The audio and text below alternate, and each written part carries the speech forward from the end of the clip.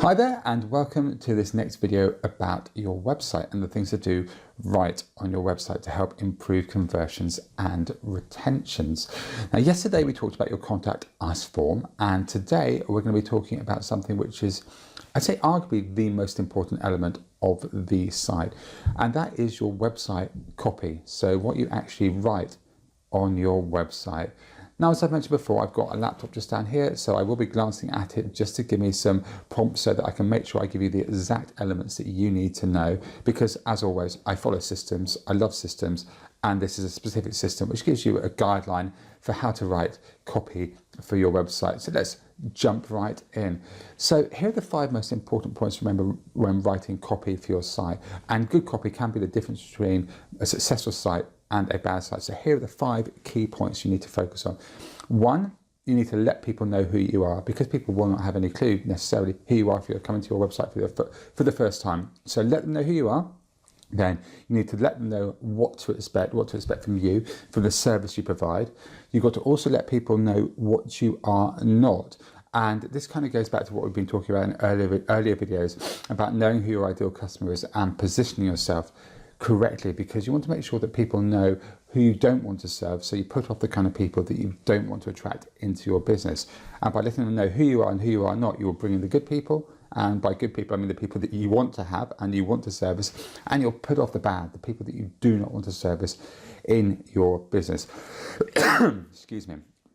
Okay, number 4, you want to try and counter any objections or potential questions that they may have or may want to ask you before they actually get in touch. And if you can do this in your website copy, it'll save you a lot of time in overall customer service headaches, people getting in touch saying, well, we've seen your website, we've seen your offer, but we're a bit confused. Can you explain it a bit more? So if you can do that in your copy, then that's great. And what you should do is you should keep a list of any questions or inquiries you get in.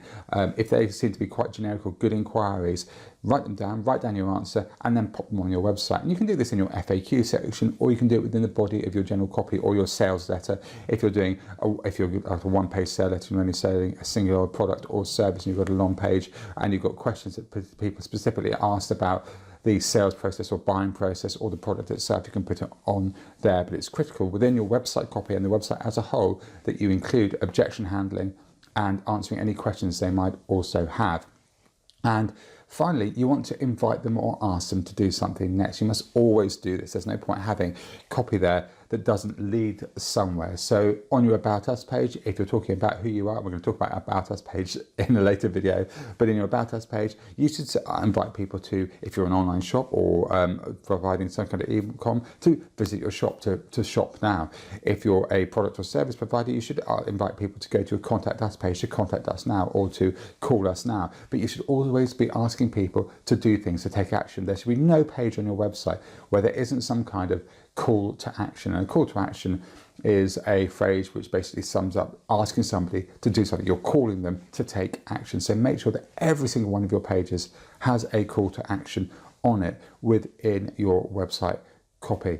And the last tip for you, and this is something I learned a long time ago when I first started copywriting, is once you've written your copy, read it out aloud. And read it out aloud first of all to yourself, see how it sounds, then read it out to a friend or colleague and see if it sounds okay and see if it makes sense. Because when you read it out loud, if it sounds pants, then it's not going to sound good to anyone reading it themselves. Because if you think about when you read something, you read it in your head and you read it almost like a conversation. And if what you have written on the page when read out sounds rubbish, then it's not going to sound good to somebody reading it in their head. So make sure you read it out loud, follow the 5 steps and 5 tips that I've given you, and that should really, really help your web copy.